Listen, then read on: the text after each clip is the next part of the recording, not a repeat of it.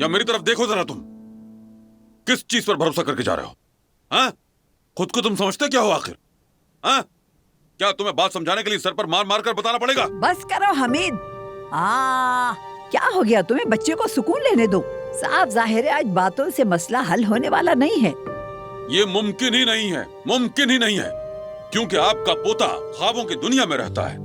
जज्बात में आकर क्रेडिट कार्ड और गाड़ी की चाबियां छोड़कर चल देना इसे आता है, मगर क्या कभी बस में बैठा ये जिंदगी में? पूछे इससे।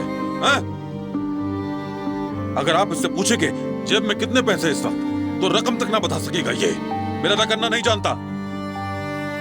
रोटी कितने की है ये तक नहीं मालूम उसे। फिर किस भरोसे पर जा रहा है ये छोड़कर? हमीद, तुम अपनी हद से आगे बढ़ रहे हो। मैं हद से आगे जा रहा हूँ या तुम्हारा बेटा? अम्मी जान छोड़ दे, जो कहना है कह लेने दे। मैं सुन रहा हूँ बाबा। जिंदगी में और क्या नहीं जानता मैं? जिंदगी में आपने मुझे और क्या क्या नहीं सिखाया? बोलिए बाबा, मैं सुन रहा हूँ।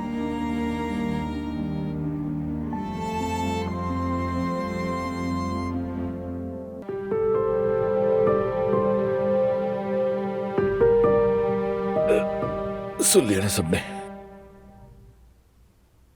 एलिफ यहां हामला हालत में आई थी और जो बच्चा उसने पैदा किया वो उमर का था। क्या क्या बकवास कर रहे हो तुम? नहीं उमर, ऐसा मत करो इसे। तुम जैसा बेगैरत इंसान मैंने आज तक नहीं देखा। मेहमान, नीचपन की हद पार कर दिया तुमने। मैं तुम्हें जान से मार दूंगा। बस करो, संभालो खुद को। आंटी, जो बातें आपने हमें बताई है, क्या इसका किसी भी किस्म का कोई सबूत है आपके पास? बेटी, सबूत कैसे हो सकता है? ये बहुत पुरानी बात है। हो ही नहीं सकता।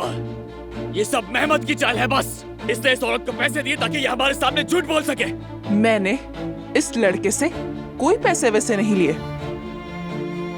उमर तो बचपन में भी ऐसे थे। हर बार हार जाने के बाद समझते थे कि कोई चाल है। हमेशा ऐसा ही होता था।